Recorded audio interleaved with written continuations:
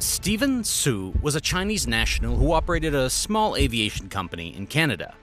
Despite being a small company, Steven worked tirelessly to establish connections with American and Canadian firms, which gave him an extensive network of business contacts. But someone was noticing his hard work: the FBI. The people working with Steven had no idea that the man they were dealing with would have been involved in such a large conspiracy, because neither was he Steven Su, nor was he just a businessman. His real name was Su Bin, and he was on a nasty mission. In 2014, a criminal complaint was filed against him in Los Angeles. In July of 2014, Su was arrested in Canada on a warrant issued in relation to this case, and was later extradited to the US in 2016, where 51-year-old Su finally admitted that he was part of a conspiracy against the US. But the shocking part was in the details, the way this conspiracy was being carried out. And when Su started spilling the beans, it shook the entire nation. As an entrepreneur, the reason he was working so hard to establish connections within Canada and American firms was not because he wanted to expand his business, but rather to assist the people he was working for, the ones operating behind the scenes. The connections Su was making weren't with random firms, but with top defense contractors in the US and Canada, who produce some of the most sophisticated weapons systems on the planet. He even drew the attention of the business community through an article in the Wall Street Journal on his business model, products, and contacts within the industry. By 2013, Su had also established connections with GE Aviation in Cincinnati, a firm well known for its advanced turbofan technologies. And just remember that name for now. I'll soon explain why it's important. Remember, we're going to expose some very powerful forces, and they might suppress this video, but you can help us prevent this by tapping on that like button below. Thank you. But the question is, why was Su so eager to establish connections with the top defense firms? This is because Su's job was to inform his co-conspirators about whom to target, which files to steal, and why the information they stole was significant. On top of that, he even translated the stolen information into Chinese, and even drafted formal reports on the material they managed to steal. He admitted that from October of 2008 to March of 2014, he conspired with 2 hackers to gain unauthorized access to protected computer networks in the United States, including the ones belonging to the Boeing Company, California, to obtain sensitive military information. He revealed that they stole 630,000 files from Boeing, which is a massive 65 gigabytes of data related to the C-17 heavy-lift cargo aircraft, using the information he had gained through his business contacts. The C-17 Globemaster is the US Air Force's primary transport aircraft. But Su and his hacker friends had their eyes set on an even bigger target: the most sophisticated fighter jets on the planet. They were now targeting Lockheed Martin's F-22 Raptor and F-35 Lightning II, the best fighter jets produced to date. For at least 6 years, Su and his team of hackers accessed tens of thousands of files related to the stealth fighter programs. And the reason it took 6 long years for US intelligence to catch Su Bin was because he and his partners were extremely smart, and they knew how to outsmart the authorities. Su and his partners not only put in a lot of effort to steal the information, but they also worked equally hard to hide their tracks. And for this, they employed a tactic known as hop points. These are compromised or purchased networks in various third-party countries that mask the true origin of the infiltration.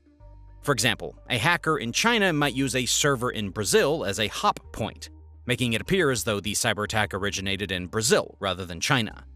This tactic helped them hide their true location and hence evade detection. This is why FBI counterintelligence experts had to trace their activities through multiple nations to identify the actual source. And after a lot of hard work, he was finally caught. During the investigation, in a 2011 email presented as evidence, Su bragged to his associates that the information they had stolen from the F-22 and F-35 programs would allow us to rapidly catch up with US levels, to stand easily on the giant's shoulders. But what exactly was he referring to? And who was the mastermind behind this conspiracy? Let's address something that's been on my mind before we move forward. After watching my videos or other YouTubers' videos, I'm sure some of you guys have thought about starting your own channel. One of the biggest hurdles people face when starting a YouTube channel is that they are not comfortable showing their face in videos. Not everyone wants to give up their privacy and be in the public eye all the time. That's one of the big reasons why our videos are made in a documentary style. The craziest part is, people still love the videos, as you can see from the fact that we recently crossed 1 million subscribers. In fact, there are millions of faceless YouTube channels making content and earning ad revenue. In just the last 3 years, YouTube has paid out $70 billion to creators. That's around $60 million every single day. So if you're someone who's interested in starting a YouTube channel, right now is the perfect time. That's why we've launched a completely free 7-day email crash course on how to start and grow a faceless YouTube channel. If that's something you're interested in, you can sign up now for free by clicking the link in the description or scanning the QR code on the screen. All right, now let's get back to the topic at hand. When I started digging deeper into similar missions, I came across a report by the American cybersecurity firm Mandiant Solutions. Since 2004, Mandiant has investigated several computer security breaches at hundreds of organizations around the world. Mandiant successfully tracked many hacker groups and even identified one that was the most active and successful. They named it APT-1. For now, just remember this name. We'll explain what it means shortly.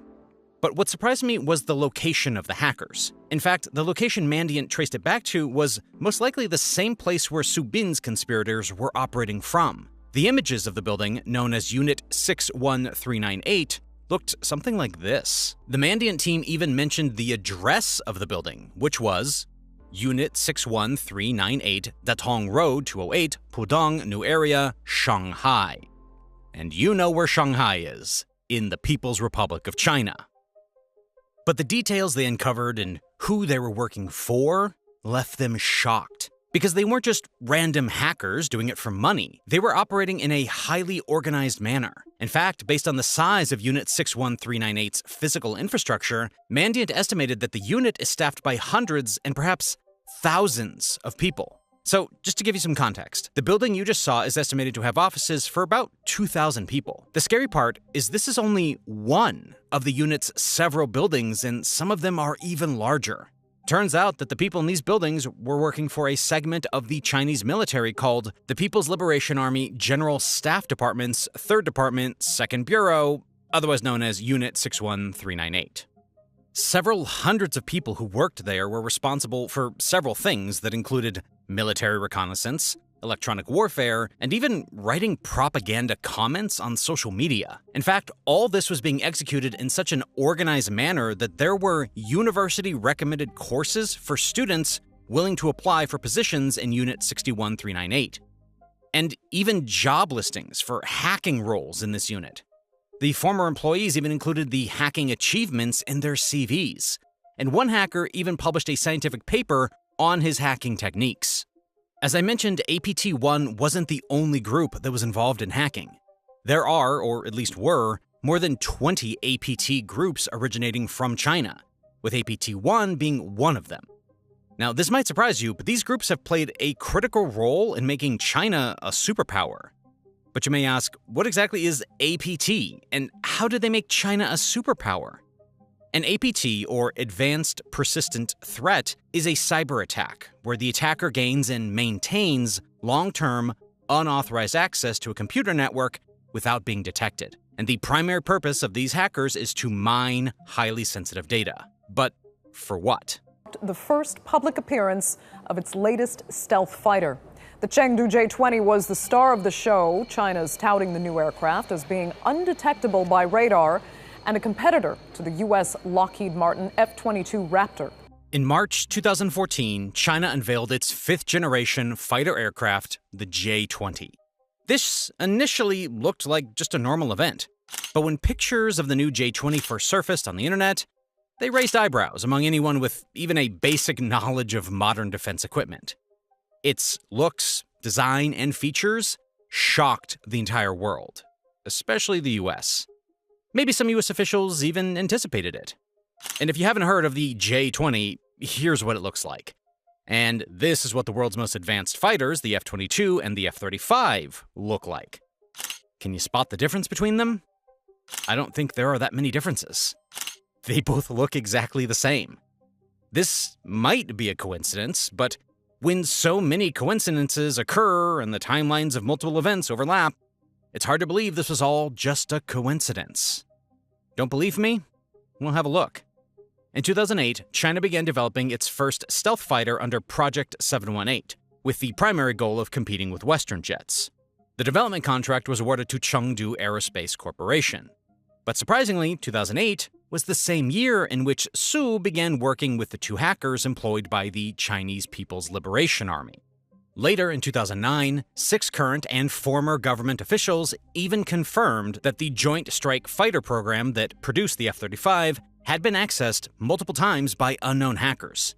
They managed to secure several terabytes of information regarding the aircraft's design and systems. In fact, Pentagon officials mentioned that the hackers were so expert that they used a method that encrypted the data as they were stealing it, which made it very difficult to evaluate what exactly had been stolen. And this was just the beginning. After this espionage attack, things started taking a weird turn in 2011, when the J-20 fighter design that was under development since 2008 suddenly adopted several significant and stealthy changes. By the way, if you remember, this was the same year when Su sent that email to his Chinese contacts, mentioning that the information they stole from the F-22 and F-35 programs would allow them to rapidly catch up with the US levels and stand easily on the giant's shoulders. A year later, a fighter jet similar to that of the F-35, which China named the Shenyang J-31, took its first flight in 2012. By 2013, Su had also established connections with GE Aviation, the same company we mentioned in the beginning and I asked you to remember. Because this was the same company who was competing against Pratt & Whitney to provide its advanced engines to the F-22 and F-35 fighter jets. Although both the F-22 and F-35 are powered by Pratt & Whitney's, it's worth noting that GE's proposal for the F-22 Raptor engine was actually a more advanced and capable design than Pratt & Whitney's. It's just that Pratt & Whitney's YF-119 engine was chosen because of its simplicity and its more mature and proven technology. Finally, 2014, as we saw China's new and improved J-20 design finally emerged. This was the same year when Su Bin was caught and he pretty much succeeded in his job. China might claim that the similarities between the J-20, Shenyang J-31, and the US F-22 and F-35 jets are just coincidences, but now you know the story behind these so-called coincidences. But something was missing. Even after so many coincidences and allegations leveled at China, the US military denied everything for a very long period of time.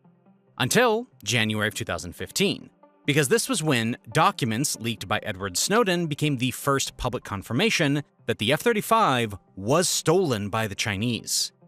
And they stole the world's most advanced fighter jet, the US-made F-35 and F-22, not by a daring maverick or by an undercover agent, but by sending a few emails to Lockheed Martin employees pretending to be their co-worker. According to sources, this data breach already took place in 2007.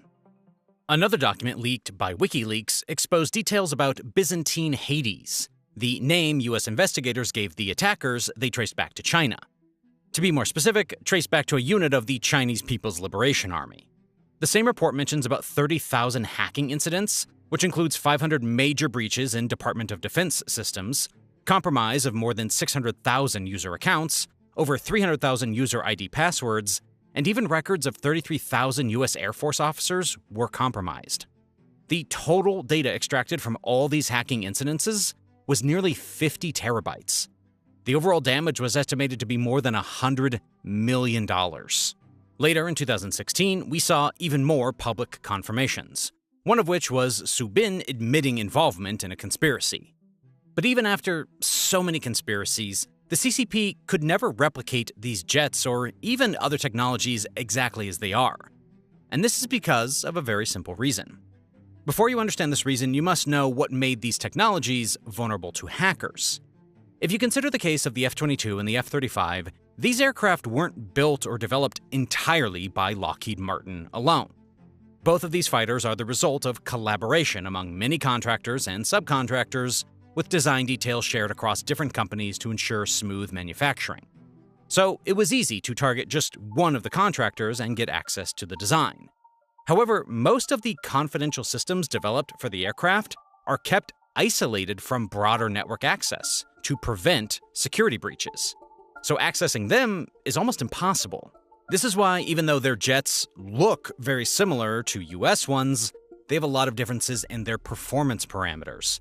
And on the majority of the parameters, the original technology turns out to be far superior to the copied Chinese weapons. Anyway, this allowed the Chinese military to reverse engineer various aircraft components, which would otherwise have cost millions of dollars to develop from scratch. This approach saved not only money, but also a significant amount of time in research and development. In fact, it's not just the US that's on China's radar.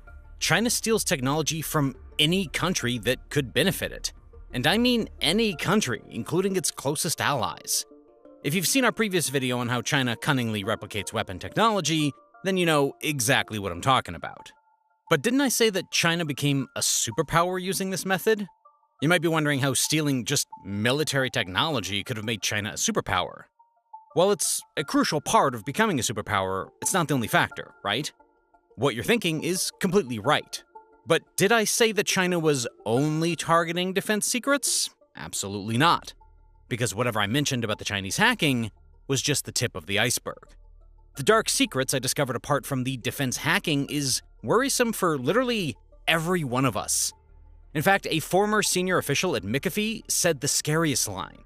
He said, "I divide the entire set of Fortune Global 2000 firms into two categories. Those that know they've been compromised and those that don't know it yet."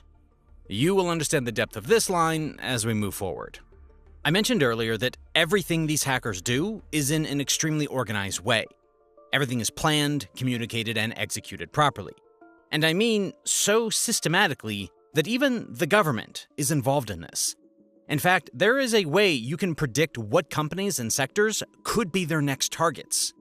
This is by reading their 5-year plan. These plans are a series of social and economic development initiatives issued by the CCP.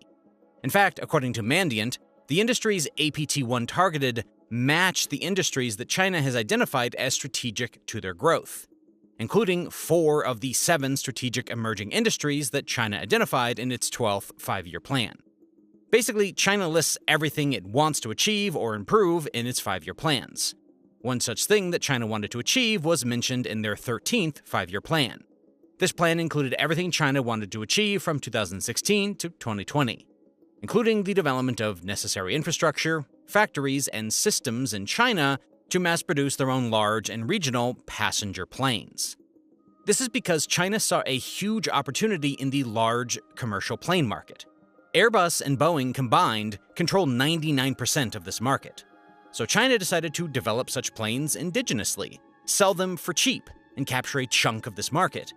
They even made an impressive start when its state-owned aerospace company, Comac, built the first prototype in 2015. They named it Comac C919. But, as always, it came with that typical Chinese charm. And no, I'm not talking about Winnie the Pooh. I'm talking about flaws that come with every Chinese technology. Because of the delays due to design flaws, this plane took 2 long years just to complete its first maiden flight in 2017. Anyways, it was a great deal because Comac became one of the select companies that had the ability to manufacture large commercial planes, and that too, roughly at half the cost of its competitors. This aircraft seemed like a great achievement, but the reality was far different. Actually, Comac procured 60% of the C919's parts from US aerospace companies. Basically, Comac received collaboration from US companies. But sources claim that something was fishy and more than just collaboration. This is because in a 2019 report, a cybersecurity technology company, CrowdStrike, accused the Chinese government of stealing technology through spying. In fact, a Chinese intelligence officer was even trying to steal one of the most sensitive pieces of information. Actually, this was the most satisfying thing I've read. No, I'm not talking about the espionage, but rather how the spy was caught by the FBI. And trust me, it was no less thrilling than a Hollywood movie. Xu Yanjun, a Chinese intelligence officer, was trying to steal information from GE Aviation. Actually, this was one of the companies that provided engines to Airbus and Boeing aircrafts. He was trying to steal GE Aviation's exclusive composite aircraft engine fan module. This technology is so complex that no other company in the world has been able to replicate it. Xu tries to set a trap.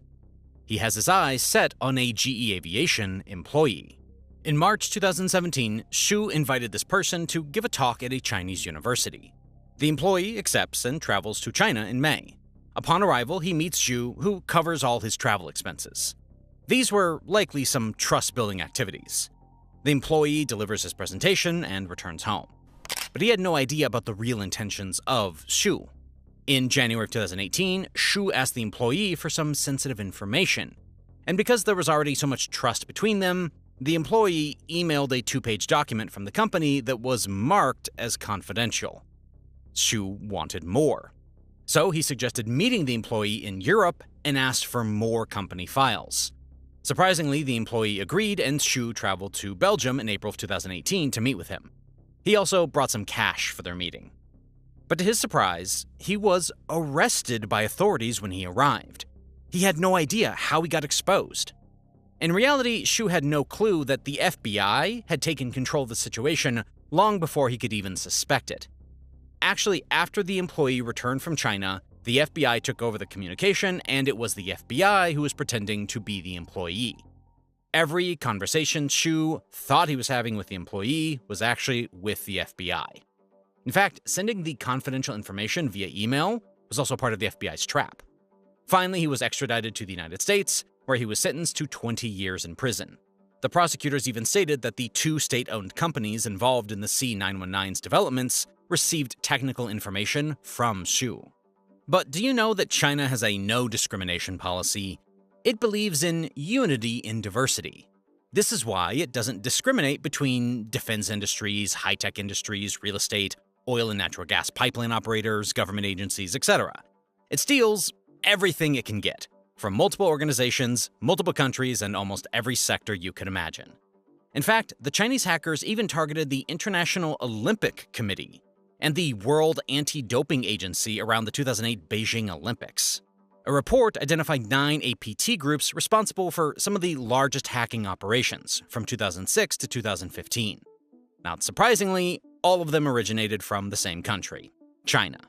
One of the earliest operations that shocked everyone was Operation Shady Rat, where RAT stands for Remote Access Tool. McAfee, the organization that investigated this operation, identified a command and control server used by the intruders. By monitoring the server, they tracked the activities of the hackers from 2006 to 2011, identifying numerous victim organizations. When McAfee finally published their report, it shocked the world. The hackers targeted 71 institutions across 14 different countries. The main objective of the attackers in Operation Shady Rat was to infiltrate systems, gain unauthorized access, and then maintain that access over an extended period of time. This allowed them to continuously extract sensitive data and monitor the activities of the victim organizations without detection. Yeah, you heard that right. The scariest part was the victims were not even aware that they'd been hacked, and the hackers were stealing sensitive data from their systems. The shortest time that an organization remained compromised was less than a single month, and the longest McAfee reported was about 28 months. But the scariest one was the one Mandiant reported, because even they were tracking a hacker group named APT-1 they tracked from 2006 to 2013. They found that APT-1 hacked 141 companies over 20 major industries. The most shocking part is that APT-1 managed to maintain access to one of the victims' networks for a whopping 1,764 days, or about 4 years and 10 months. I mean, can you imagine? Your computer has been hacked, and for the past 5 years, hackers have been extracting all your sensitive data without you even knowing it. Seems pretty scary, right? Once they gain access, the hackers periodically revisit the victim's network over several months or years, stealing a wide range of intellectual property, including technology blueprints, proprietary manufacturing processes, test results, business plans, pricing documents, partnership agreements, and emails and contact lists from the organization's leadership. Mandiant reported that APT-1 stole hundreds of terabytes of data from 2006 to 2013. The Mandiant report believes that the stolen information was used to benefit the PRC and Chinese state-owned enterprises. For example, in 2008, APT-1 breached the network of a company in the wholesale industry. Over the next 2.5 years, APT-1 stole an unknown number of files from the victim and repeatedly accessed the email accounts of several executives, including the CEO and general counsel. Surprisingly, during the same period, major news organizations reported that China successfully negotiated a double-digit price reduction per unit with the victim organization for one of its major commodities.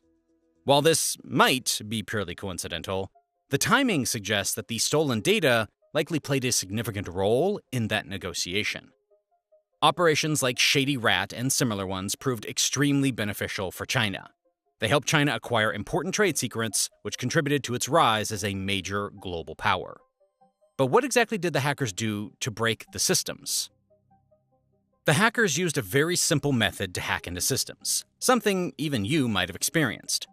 The hackers pose as a coworker and send an email with a malicious link or attachment to the person they are targeting.